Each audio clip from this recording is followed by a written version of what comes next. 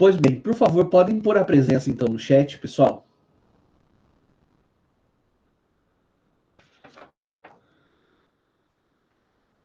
Ótimo, vamos lá. Bom, hoje a matéria ela é um pouco menos densa, tá?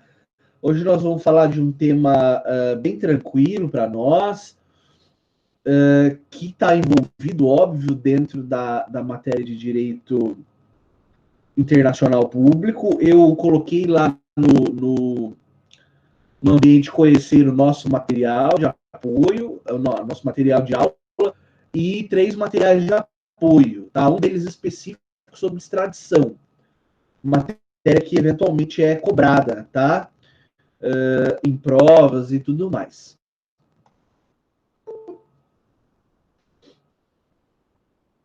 Beleza. Então vai lá. Ó, tema da aula de hoje, então, tá aqui, dimensão pessoal do Estado, né? Então a gente inicia tratando de alguns temas que, na verdade, já nos são conhecidos, não é? Mas nós precisamos, eventualmente, aí revisitá-los, por conta, inclusive, do nosso programa de ensino. Né? Quando a gente fala de dimensão pessoal do Estado, o primeiro conteúdo que nós estamos abordando aí é uma ideia de população. Tem aquela velha diferença entre população, povo e nação, tá? Que não custa retomarmos, tá? Então veja, num primeiro momento, população é eventualmente e efetivamente todo aquele grupo de pessoas que está presente dentro de um estado. Nossa, que belezinha! Sejam bem-vindos. Professor, Oi. boa noite. Oi. Não. Estamos todos de câmeras ligadas, obviamente que o senhor já viu, mas o motivo desta excepcionalidade hoje é que, por uma eleição democrática, justa, o senhor foi escolhido para ser o nosso paraninfo. Puxa. E a intenção agora é perguntar se o senhor aceita este convite. Mas é claro, com muita honra, com muita alegria. Muito obrigado O senhor mesmo. viu que parece um conclave do Vaticano, né? A gente elege e depois pergunta, aceita este bendito cargo? Olha, eu agradeço muito, Fabiano e turma toda, assim, tô até pinicando aqui de alegria. Eu fico muito feliz pela escolha de vocês. Devo dizer que foi uma excelente escolha, por sinal. Né? Mas me honra muito.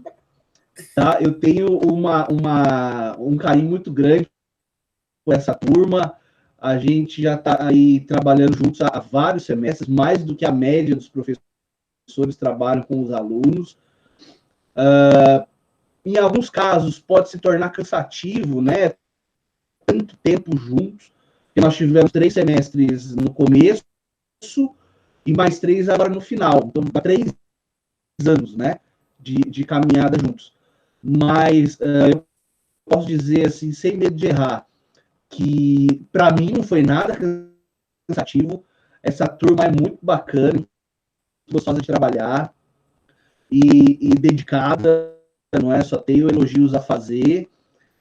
Eu tenho certeza que se a gente estivesse presencialmente, eu teria aberto a boca a chorar, porque eu sou chorão, não é? Ainda mais quando eu recebo um convite tão especial. Mas saibam todos que daqui de casa a emoção é muito grande, porque eu acho que isso é um voto de reconhecimento, de amizade, e que eu guardo com muito carinho. Né? Todas as placas de Paraninfo estão aqui na minha estante, guardadinho desde 2013, quando eu fui convidado a primeira vez. E então eu fico muito feliz, espero nesses 3 anos juntos ter feito alguma diferença para melhor, né, na vida acadêmica e, por que não, pessoal de vocês.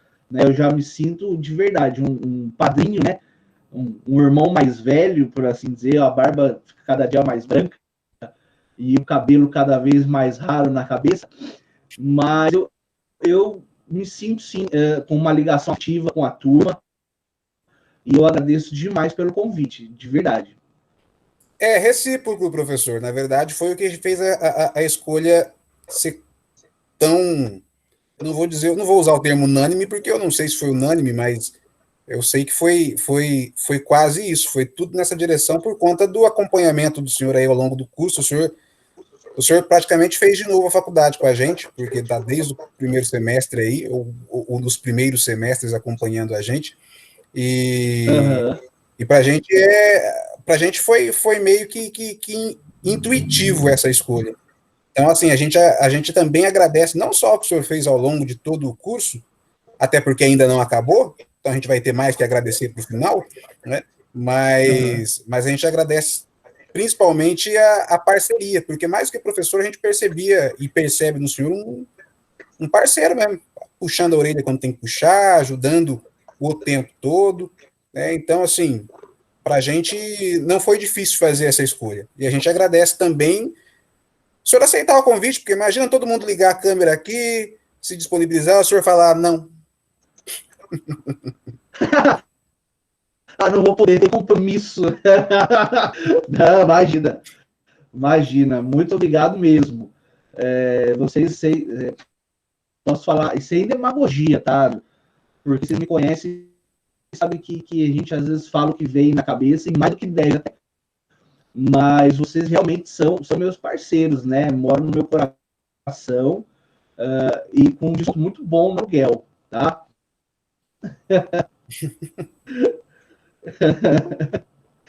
Tô brincando. Então, olha, eu fui pego de surpresa, né? Gostaria de ter um discurso mais elaborado para fazer nesse momento, mas eu acho que a espontaneidade também é bom porque revela, né? A alegria, a emoção desse momento. Olha, posso dizer que é um presente de aniversário atrasado que eu estou recebendo, porque meu aniversário foi dia 16 de agosto, né? Então, e geralmente eu divulgo a turma, eu falo, não, meu aniversário, não vai esquecer. A gente Mas aí sabe. agora eu tava fazendo 30, tô fazendo 39, né? Daí eu falei, é melhor deixar quieto, deixa baixinho, não vou falar nada, né? Porque a gente chega uma hora que a gente não quer comemorar, mas quer pular a data do calendário ou voltar, né? Mas olha, eu me sinto agraciado mesmo por esse contato que nós temos ao longo desse tempo. Para mim é motivo de muita felicidade mesmo, né? E foi um convite inédito, né, professor? Porque eu acho que o senhor nunca recebeu um convite dessa. Agora a gente está puxando saco demais para o nosso próprio lado, né? Mas quando, né, que foi feito o convite assim? O convite nos proporciona algumas coisas inéditas. Né? Pois e vai marcar, já marcou, né? Minha vida. Ó, e daí eu sempre vi que agora não pode retirar o convite, né? Porque agora é direito adquirido. E se, e se retirar o convite, eu vou pedir dano moral. Né? Professor, mais uma vez, Bom, obrigado. pessoal. Obrigado pela parceria, obrigado por Eu ter que aceito o agradeço. convite, obrigado mesmo por estar junto com a gente aí e por continuar junto com a gente. Agora pega leve na prova, né, de mansinho e tal, porque a gente Isso, tem que pode ter deixar. a partida. Tá. Eu que Nós vamos agradeço a desligar a todos. câmera. É muita feiura junto, com exceção das meninas. Fiquem à vontade. Alguém tira um print da tela aí antes de todo mundo desligar? Legal, legal. Lembrado. Volta. Mas a vida passou. Aí eu vou tirar um print aqui também. Tirei. Beleza. Mas, ó, professor, ficar com a câmera ligada, fique à vontade. Pois não. na quarta-feira a gente planejou de levar um presente para o senhor aí na sua cidade. A gente quer saber se o senhor está disponível, qual horário a gente poderia ir.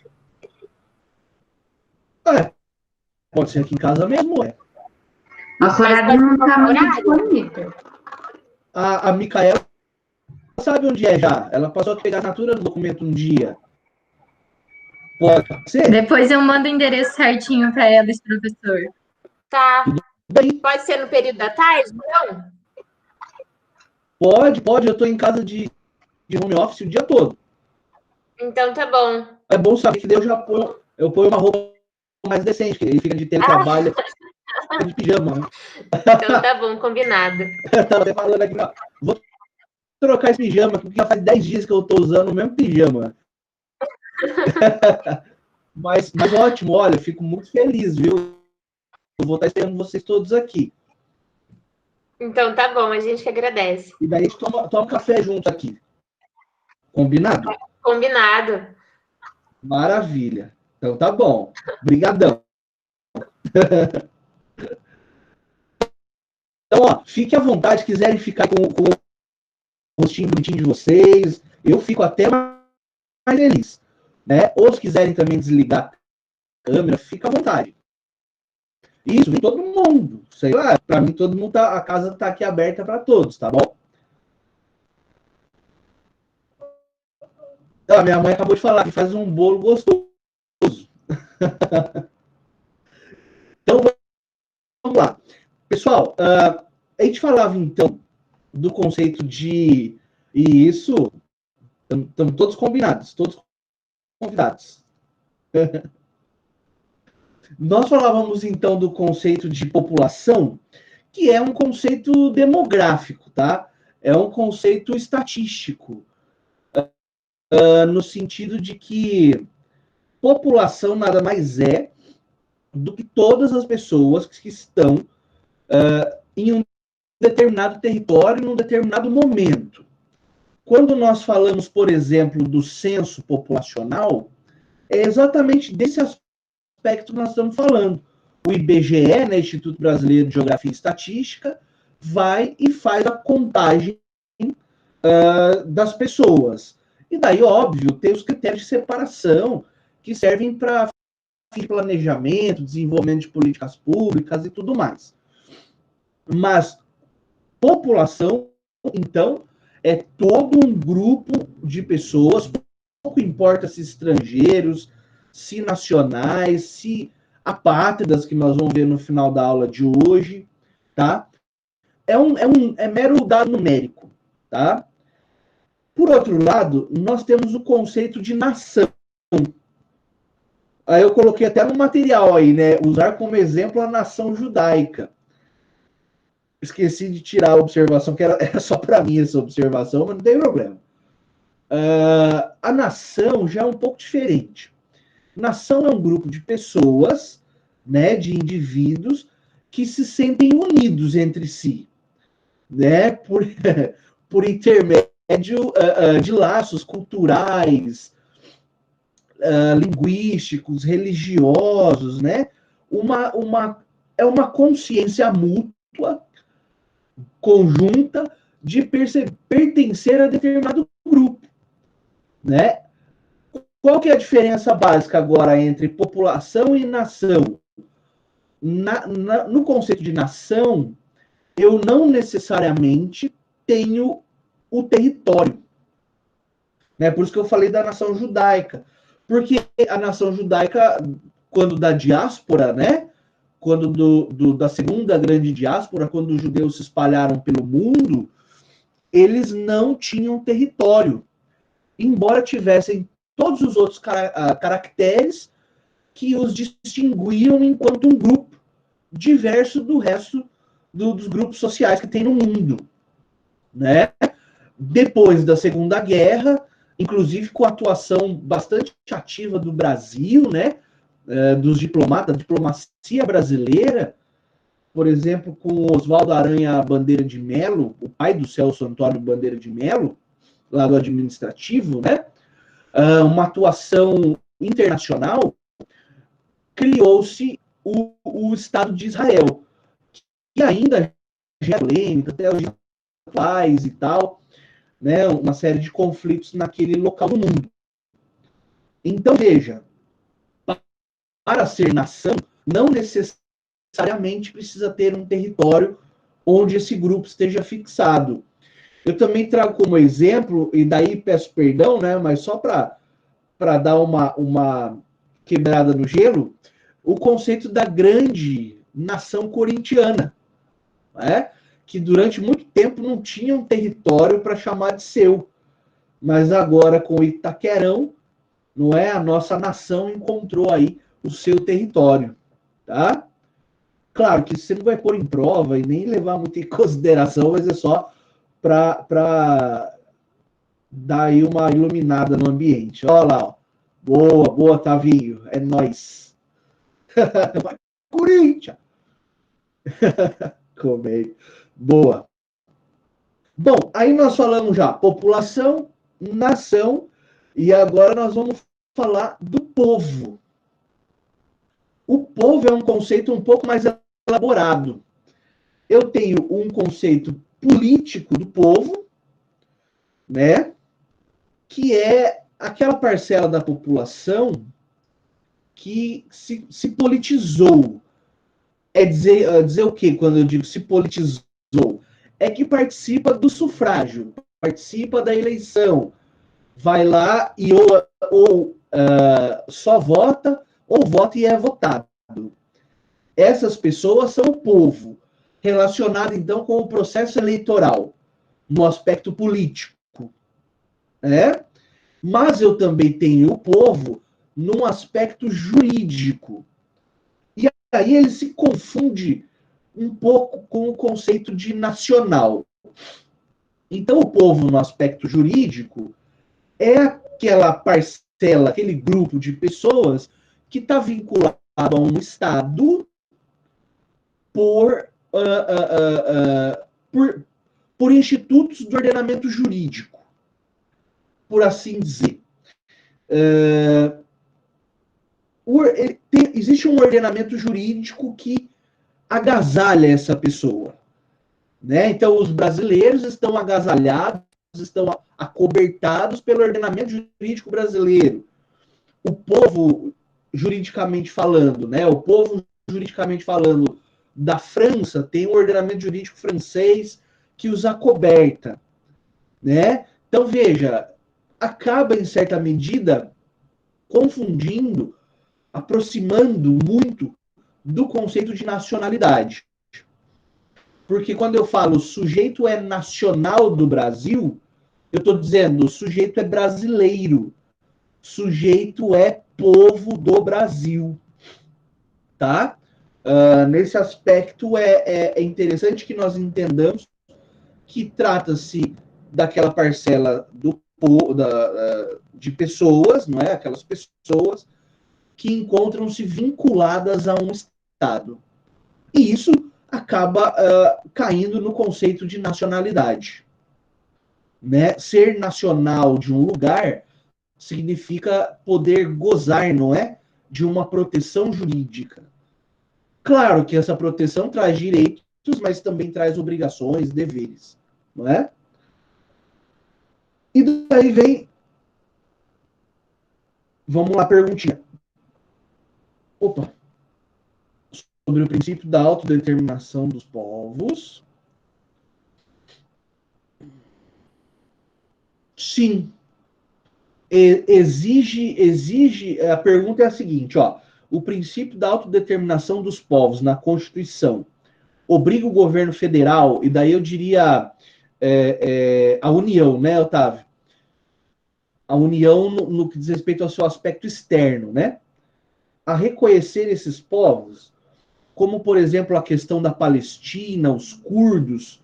Olha, eu diria para você o seguinte, que se não obriga a reconhecer, obriga, no mínimo, a não tentar intervir nesses povos, não é?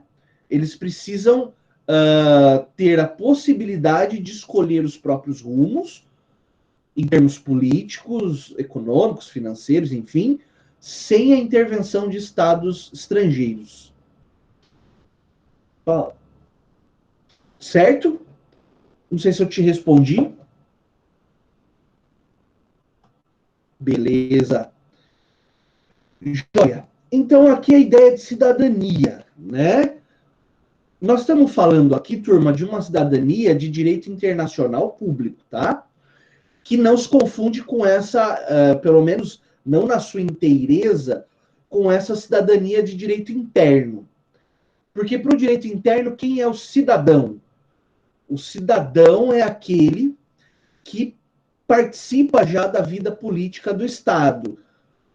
No nosso caso brasileiro, a cidadania vem a partir dos 16 anos completos, de forma facultativa, não é? Que é a possibilidade de já ter título de eleitor, já votar. E ela é obrigatória entre os 18 aos 70. Passou de 70, a cidadania, o exercício da cidadania passa a ser facultativo. Por exemplo, essa cidadania da qual eu estou me referindo agora é aquela que permite ao sujeito ser autor de ação popular, né? Da Lei 4717 de 65, que é estudada no âmbito do processo coletivo, não é? No direito constitucional. Também vimos porque é uma garantia do cidadão, né? E daí pouco importa se é engenheiro formado, né? Tá certo? Só para a gente não esquecer dessas coisas que acontecem no Brasil ultimamente. Aqui, nós estamos falando assim, ó. Cidadania é a prova de identidade que mostra a relação ou vínculo do indivíduo com o Estado. Essa cidadania de direito internacional público caminha junto com o conceito jurídico de povo e junto com o conceito de nacionalidade. Então, para o direito internacional público, quando eu digo João Felipe é cidadão brasileiro, o que o direito internacional público está falando? João Felipe tem nacionalidade brasileira, tá? Então, cidadão para o direito internacional público é o nacional, Daí vem, né, o status civitatis, né, o status de cidadania. Quer dizer, é uma situação jurídica, é um complexo de direitos e deveres que uma pessoa tem em relação ao Estado. Nós vamos ver o último tema da aula de hoje, que, eventualmente, algumas pessoas são apátridas. Quer dizer o quê? Sem pátria, sem nacionalidade. São pessoas que perderam esse vínculo, essa guarida, essa cobertura jurídica que um dia possuíram, tá? Ou, desde nascença, nunca possuíram, mas por questões que veremos mais adiante. Certo? Então, a pessoa acobertada pela cidadania de direito internacional público, semelhante à nacionalidade, ela tem deveres para com o Estado, e daí nós colocamos um exemplo aí, fidelidade à pátria, prestação de serviço militar, naqueles lugares onde é obrigatório, né? Observância das leis, claro, mas também tem direitos de exigir, por exemplo, prestações sociais, né? Tudo ok com esses 3 conceitos iniciais, turma?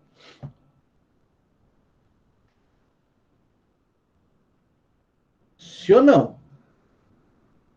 Tudo ok? Então, é para a gente ir revisitando, né, aqueles conceitos.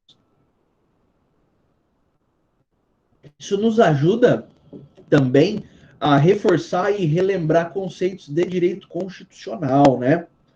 Que agora nós vamos falar de nacionalidade, né? Bom, quando nós falamos de nacionalidade, nós estamos falando de um vínculo jurídico entre o indivíduo e o Estado. E esse vínculo jurídico confere direitos e deveres, não é? Prerrogativas e sujeições do indivíduo em relação ao Estado. Ele pode exercer os seus direitos, claro, e observar os deveres legalmente estabelecidos. Quando nós falamos aqui em deveres legalmente estabelecidos, isso não está no material, mas se você pegou a versão Word aí, você pode completar. É o princípio da legalidade, lá do artigo 5º, inciso 2 da Constituição. Ninguém será obrigado a fazer ou deixar de fazer alguma coisa, senão em virtude de lei. É para nós que isso funciona, né? Para nós, povo, conceito jurídico de povo. Porque para o Estado a legalidade é diferente, não é isso? Para o Estado ele só faz o que a lei permite. E nós, povo, não podemos ser obrigados a fazer ou deixar de fazer algo se não é em virtude de lei. Para nós quer dizer assim, tudo que não é proibido é permitido. E para o Estado só pode fazer o que é permitido. Tá? Uma questão importante tá aí, ó. A nacionalidade é um direito fundamental? Travou? Não, né? Ah, tá. A nacionalidade é um direito fundamental? Quer dizer o seguinte, nós já nascemos com o direito a uma nacionalidade? Né? Como nós temos vida, liberdade, integridade física, direitos da personalidade em geral, nós temos um direito de nascença a uma nacionalidade? Pessoal, a Declaração Universal dos Direitos do Homem, né, lá no seu artigo 15, estabelece que todo homem tem direito a uma nacionalidade. Então a resposta é sim, é um direito fundamental do ser humano.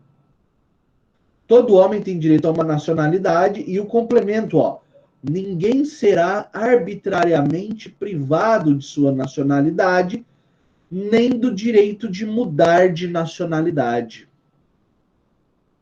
Veja, como a nacionalidade ela não deixa de ser, em certa medida, uma ficção jurídica, não é?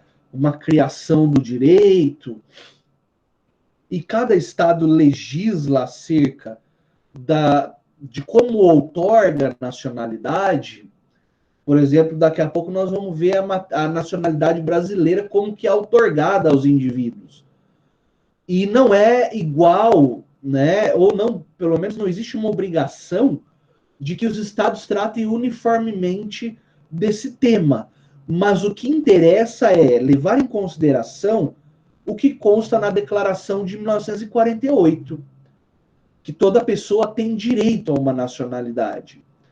E o seu complemento, que ninguém pode ser arbitrariamente privado dessa nacionalidade. Por que esse tema consta na Declaração de 48, que foi produzida logo depois do fim da Segunda Guerra? Porque quando Hitler chegou ao poder na Alemanha,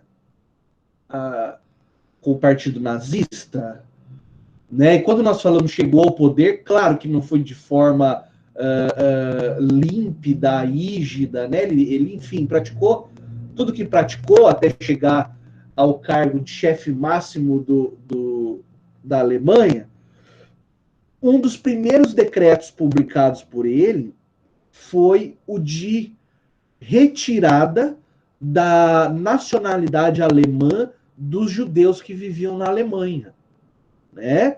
Os judeus considerados os grandes inimigos do povo alemão.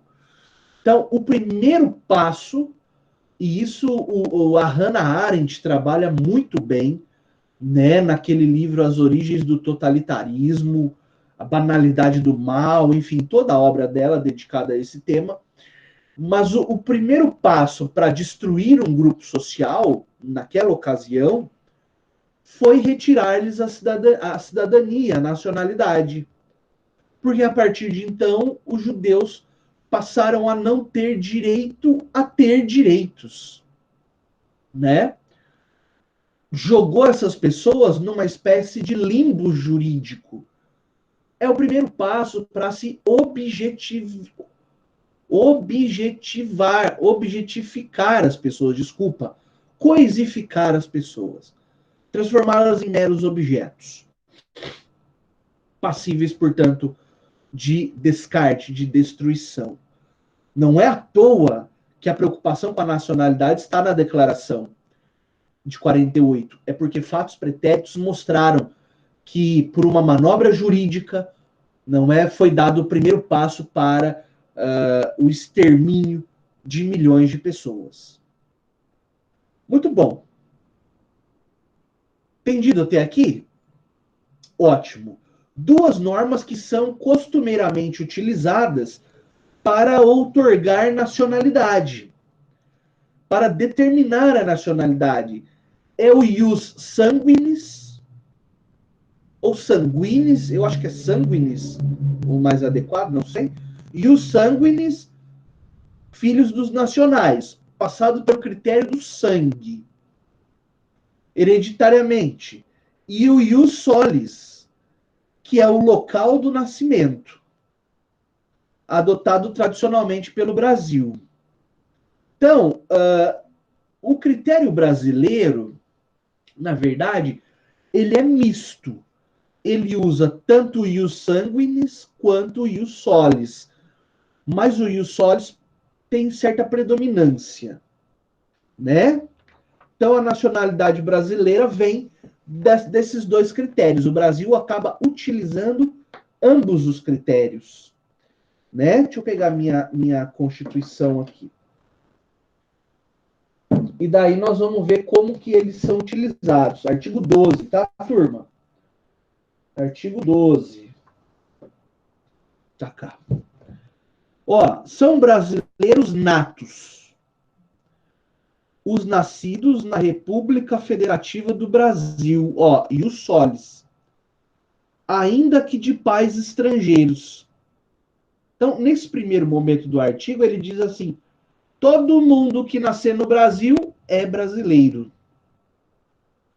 Agora tem um critério negativo, ó, desde que estes não estejam a serviço do seu país. Então, se eu tenho lá um casal, um diplomata ou uma diplomata e seu esposo, sua esposa, enfim, que representam a Alemanha e estão aqui no Brasil a serviço dos interesses da Alemanha. E o filho desse casal nasce aqui no Brasil, porque o casal está a serviço de país estrangeiro, essa criança não adquire nacionalidade brasileira. Certo? Agora, se esse mesmo casal de alemães tivesse aqui a passeio e a mulher viesse a dar à luz a criança aqui no Brasil, então são pessoas que não estão a serviço do seu governo, da sua nacionalidade, do seu país, essa criança teria nacionalidade brasileira. Certo? B. Os nascidos no estrangeiro, de pai brasileiro ou mãe brasileira, desde que qualquer deles esteja a serviço da República Federativa do Brasil. Bom, aí é o primeiro exemplo, só que inverso. Agora é um diplomata brasileiro, uma diplomata brasileira nos Estados Unidos. Dá à luz lá a criança. Como um ou ambos os pais estão a serviço do Brasil, a criança é brasileira. Tá? Você vê que aqui não é o critério do local do nascimento, mas sim a nacionalidade dos pais. E a letra C, os nascidos no estrangeiro, então já nasceu fora daqui, de pai ou mãe brasileira, desde que sejam registrados em repartição brasileira competente. Nós já vimos que os consulados servem como de óbitos, né? Ou venham a residir na República Federativa do Brasil e optem, a qualquer tempo, depois de atingida a maioridade, pela nacionalidade brasileira. Então, apesar de ter nascido fora do país, por ter sangue brasileiro, essa pessoa pode vindo residir no Brasil, depois de maior, optar pela nacionalidade brasileira. Certo? Então, nós conseguimos ver nesse artigo 12, inciso 1, a atuação tanto do critério do ius solis, do local do nascimento, quanto o critério do ius sanguinis, da herança, não é, da nacionalidade por herança, transmitida pelo sangue. Há alguns países que adotam só um. Salvo engano, a Alemanha só adota o critério do ius sanguinis. Só é alemão quem é filho de alemão. Mas isso, claro, cada país tem, não é, a soberania para escolher qual critério que se adeque melhor. Maravilha. Aí tem os naturalizados, né? Vamos lá, rapidinho, assim, leitura do texto para a gente ir colocando as observações cabíveis. São naturalizados os que na forma da lei. Então aqui nós estamos falando de uma norma de eficácia limitada, né? Levando em consideração a classificação do Afonso José da Silva. É o estatuto estrangeiro, né? Os que na forma da lei adquiram nacionalidade brasileira, exigidos aos originários de país de língua portuguesa, que não é só Portugal, né? Tem uma série de outros países que fazem parte daquele tratado de países falantes de língua portuguesa, apenas residência por 1 ano ininterrupto e idoneidade moral. Então, a pessoa que venha de um outro país que fale língua portuguesa para o Brasil precisa residir aqui por 1 ano ininterrupto e ter idoneidade moral. Eu não sei, às vezes o constituinte ele confunde os termos, né? Como é que eu vou saber a moral do sujeito, né? Como é que eu vou saber o que ele faz em 4 paredes, por exemplo? Se é moral ou imoral, né? Aqui me parece que está dizendo assim, olha, não ter tido problemas com a justiça, tá? E é claro que esse 1 ano ininterrupto não quer dizer que a pessoa tem que ficar dentro do país de 1º de janeiro a 31 de dezembro. Isso não impede que a pessoa faça viagens e tudo mais. O que interessa é que ela tenha ânimo de residir aqui por 1 ano ininterruptamente. Depois, B. Os estrangeiros de qualquer nacionalidade. Aí, quer dizer, o a linha A é só para aqueles que falam língua portuguesa, né? E o B para os outros estrangeiros.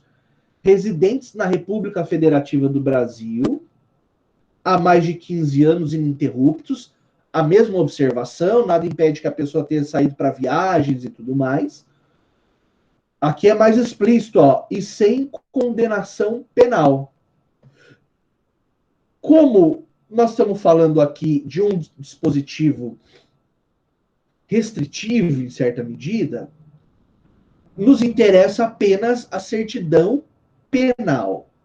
Não interessa condenações em outros âmbitos, administrativo, civil, né? É penal. Tá aqui, é explícito.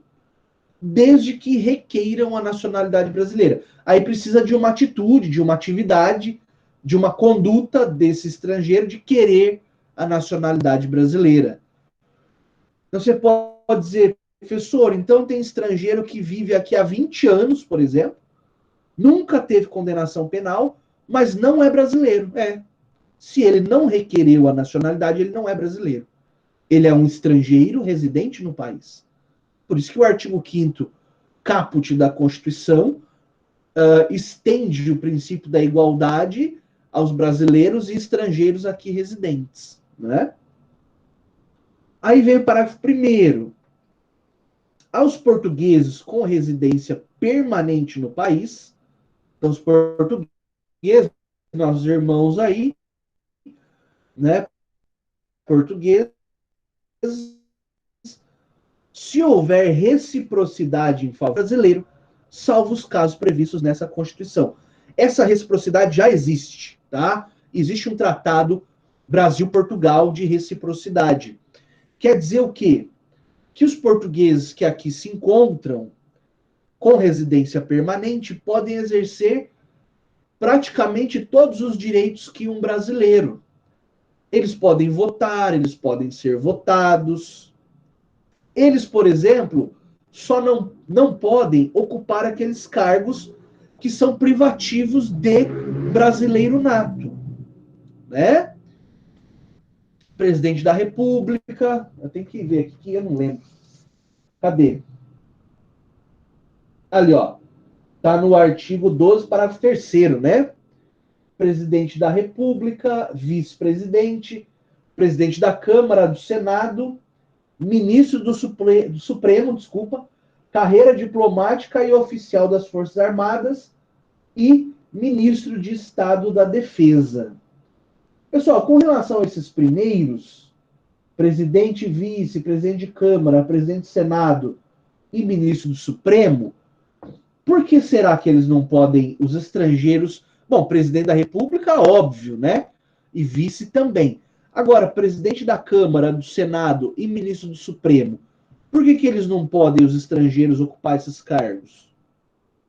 Alguém lembra?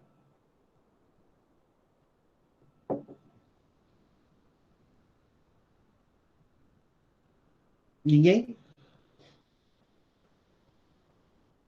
Isso, além disso, porque esses cargos são a linha sucessória da presidência. Lembra? Se vagar o cargo de presidente, o vice ocupa. Se vagar o cargo de vice, o presidente da Câmara ocupa. Se ele for, por alguma razão, tiver impedido, o presidente do Senado. E se por alguma razão ele for impedido, o presidente do STF.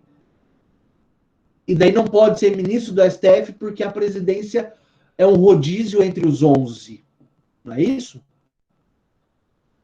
Claro, né, que não está ali no que eu li, então pode. Mas só para reforçar, pode um estrangeiro, um brasileiro naturalizado, um brasileiro naturalizado, ele pode ser, por exemplo, o ministro do STJ. Sem problema nenhum. Né? Tem exemplo no Brasil? O que nesse país não tem exemplo, pessoal? Aqui acontece de tudo. Você estuda uma matéria e fala, bom, isso aqui é só teórico, eu nunca vou ver. No Brasil acontece. O ministro Félix Fischer, do STJ, ele é de origem alemã e naturalizado brasileiro. E, por sinal, dá votos brilhantes, não é? É um ministro sensacional, tá?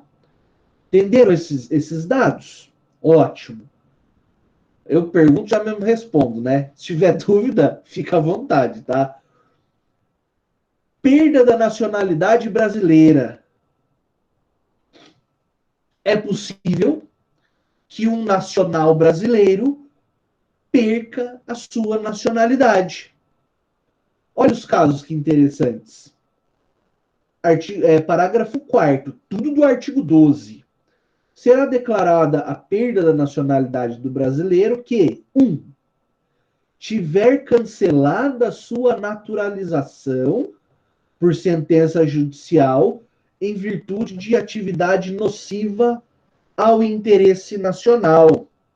Aqui nós estamos falando de uma pessoa estrangeira que foi naturalizada brasileira, mas porque atuou contra o interesse nacional, teve cancelada por sentença a sua naturalização. Nesse dispositivo, nós tiramos, então, algumas conclusões. Primeiro, não se aplica para o brasileiro nato, só para o naturalizado. Segundo, depende de processo judicial. Corre na Justiça Federal, né, pessoal? E a causa de pedir, quando eu for pedir a desnaturalização, por assim dizer, dessa pessoa, é porque ela atuou contra o interesse nacional. Olha, eu fico sempre muito preocupado quando eu encontro na legislação, na Constituição, sobretudo, esse tipo de expressão, interesse nacional. Porque é muito amplo, é muito genérico e pode dar aso a arbitrariedades. Não é? O que é o interesse nacional? Vai depender da conveniência do momento, né? Certo? O inciso 2.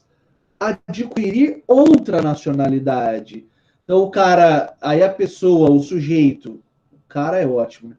O sujeito é brasileiro, nato ou naturalizado, aqui não há distinção, e ele adquire uma outra nacionalidade. Em regra, ele perde a nacionalidade brasileira. Em regra. Só não vai perder quando, salvo nos casos de reconhecimento de nacionalidade originária pela lei estrangeira, aí é o caso da pessoa que tem dupla, tripla nacionalidade, porque os outros ordenamentos aceitam que a pessoa cumule mais de uma nacionalidade, ou de imposição de naturalização pela norma estrangeira ao brasileiro residente em estado estrangeiro, como condição para permanência em seu território ou para o exercício de direitos civis. Então, você imagina um brasileiro, nato ou naturalizado, que vive, que reside em outro estado, em outro estado estrangeiro. Só que para ele continuar residindo ou fixar a residência, o outro estado estrangeiro exige que ele abra mão da nacionalidade originária. Como é uma imposição e não é um ato de vontade da pessoa, a Constituição resguarda. Então a Constituição fala, olha, nesses casos que estão exigindo que você deixe de ser brasileiro, nós não vamos tirar a sua nacionalidade. Então você vai tornar-se nacional daquele país onde você reside, mas nós não vamos subtrair a tua nacionalidade brasileira, porque existe uma imposição do outro estado. Ou então essa pessoa está no estado estrangeiro e quer exercer direitos civis. Quer abrir um comércio, um restaurante no outro estado. Atividade comercial é uma atividade civil, por óbvio.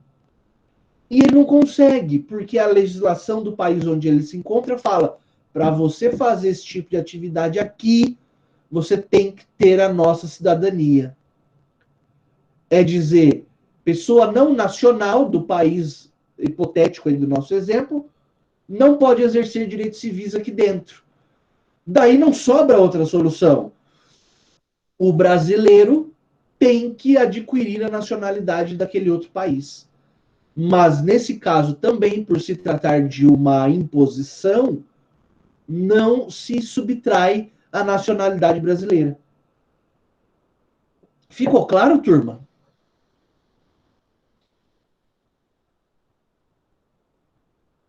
Tranquilão? Ótimo. É bem bacana essa matéria, né? Eu gosto bastante desse tema. Aí tem aí no material de vocês a questão da dupla nacionalidade, que também não é novidade, mas serve para que nós possamos entender ou relembrar o tema. Cidadania múltipla, né? Porque não precisa necessariamente ser dupla, pode eventualmente ser tripla. É o sujeito, o indivíduo, a pessoa, que tem mais de uma nacionalidade, mais de uma cidadania, né? Então, ao mesmo tempo, ele é brasileiro e italiano, por exemplo, brasileiro e português, né? É muito comum com relação a Portugal e a Itália. Com relação ao Japão, né? Porque são países dos quais o Brasil recebeu fluxo muito grande de imigrantes, né? Tá, então veja, trouxe uns exemplos aí, né? O cidadão é brasileiro, o pai é português e a mãe italiana. Ele pode ser titular de 3 nacionalidades. Brasileiro porque nasceu aqui no Brasil, português e italiano por conta do sangue, do ius sanguinis. Depois, um cidadão português reside no Brasil há 20 anos. Ele pode ser brasileiro sem renunciar à nacionalidade portuguesa. Então, ele tem a nacionalidade brasileira e exerce aqui seus direitos e deveres de nacional, e tem a nacionalidade portuguesa e também exerce direitos e deveres de nacional de Portugal. Tá? É nesse sentido. Antes só assim, informação, né? Antes da pandemia, bem antes, por sinal, Eu fiz um concurso onde que era? Nossa, foram tantos já. Acho que esse foi em São Paulo mesmo, na capital. E na minha sala lá, antes de começar a prova, tinha dois rapazes conversando lá. Certamente chamavam João, porque a sala só tinha João, né? Dois rapazes conversando sobre esse processo de naturalização italiana. Né? Por coincidência, os dois trabalhavam como advogados nesse tipo de atividade, não é? De ajudar as pessoas a conseguir a nacionalidade italiana. E claro, não fiquei prestando atenção na conversa, mas eles comentavam por alto, né, que faziam esse tipo de serviço, né?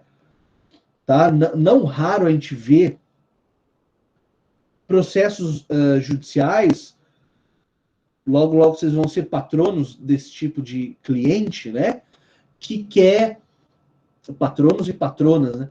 Que quer acertar a linha sucessória, não é, italiana, por intermédio de alteração de registro público, para poder depois pleitear perante o governo italiano a sua naturalização, né, a sua cidadania italiana.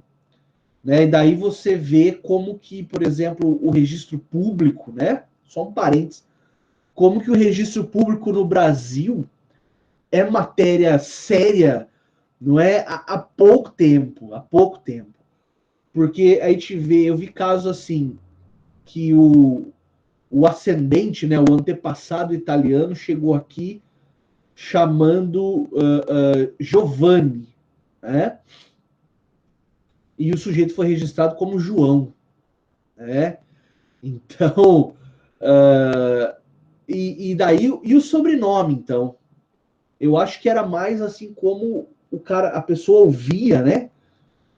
E daí ele ia lá e escrevia do jeito que ele ouviu, sem se preocupar com a pronúncia exata das letras, né? Da colocação das letras no nome da pessoa. Aí geralmente faz uma pesquisa primeiro lá na Itália, no registro do antepassado lá, para descobrir aqui a linhagem da pessoa. Né? Dá um pouco de trabalho, sim. Muito bom.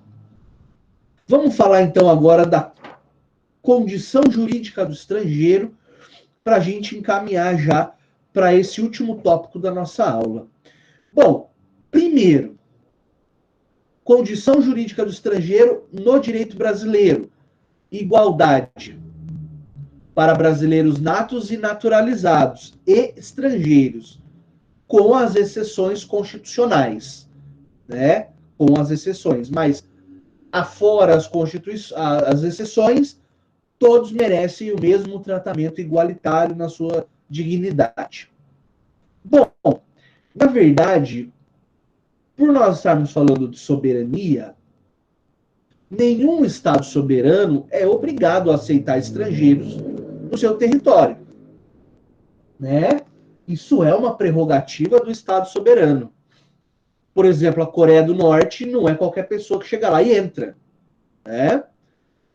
Existe uma série de filtros. E, claro, aqui no Brasil, em qualquer lugar tem filtros, mas eu digo, em alguns países isso é mais intenso, isso é mais acentuado. Só que a praxe é que se aceite, sim, o estrangeiro no território, inclusive para residir, para depois pleitear uma nacionalidade. Agora, uma vez que o Estado aceita a presença desse estrangeiro, aí o Estado tem que garantir segurança, a vida dessa pessoa, não é? A sua propriedade, seus bens, isso tudo tem que ser, perdão, devidamente resguardado pelo Estado, como ele faria com qualquer nacional do seu país. E vocês devem lembrar, são vários casos de estrangeiros que são assassinados aqui, que morrem nas grandes cidades, às vezes por acidente, não é? Eu lembro um caso bem emblemático no Rio de Janeiro, no Rio de Janeiro vivia estourando bueiro, né? Por conta de falha na prestação de serviço de iluminação pública. Então o bueiro explodiu em certa ocasião e caiu em cima de uma turista francesa, matou. Né? Isso a gente vê com péssimos olhos, com tristeza, primeiro, por uma vida que faleceu, né, que foi embora num acidente, e em segundo, porque é o nome do Estado brasileiro, mais uma vez, que fica manchado. Né? Claro que não é exclusividade nossa. Vai dizer, quer dizer que fora do país não morrem estrangeiros? Morrem, claro. Brasileiros, inclusive, são mortos fora do país. Não é?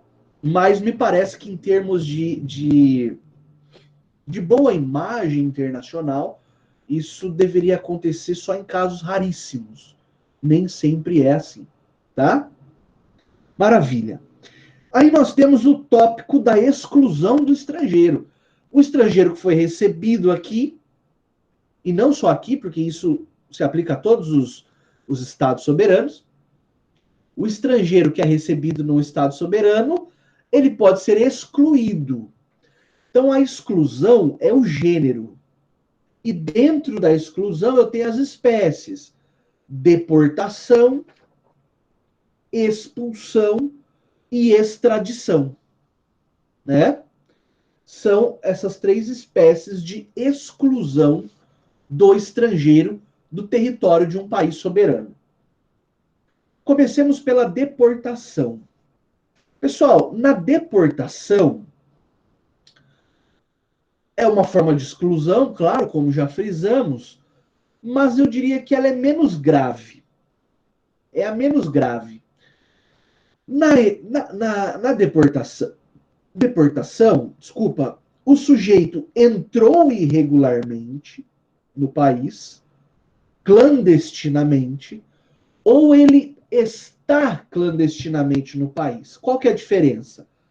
Quando o sujeito entra clandestinamente, ele já entrou errado. Né? Por exemplo, a pessoa que se esconde num navio para entrar em outro país e lá estando se infiltra, né? Entra e vai tentar viver a vida. Essa entrada é irregular, porque não passou pelas autoridades de controle, não tem autorização do Estado para que a pessoa entre, aquele carimbo famoso, né? Bate lá no passaporte, não tem nada disso. Né? Por exemplo, no Brasil, algumas pessoas vêm da América Central para o Brasil e entram no país pela floresta amazônica.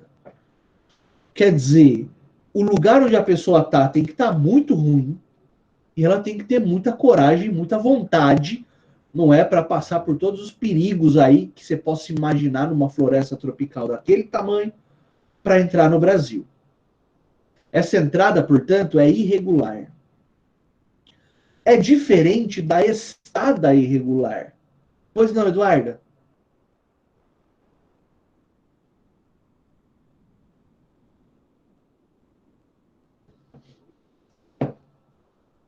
Tem perguntinha?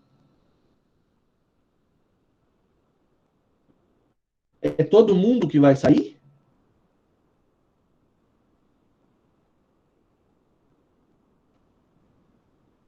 Hã?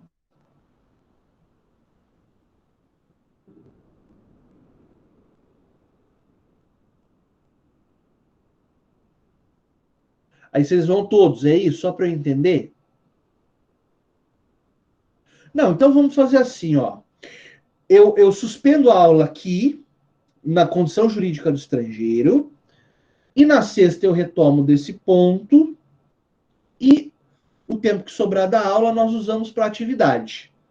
Combinado? Maravilha. Beleza. Fiquem à vontade, então, turma. Eu já vou até cancelar, interromper a gravação, tá? Então, a partir da próxima aula, condição jurídica do estrangeiro. Beleza. Ó,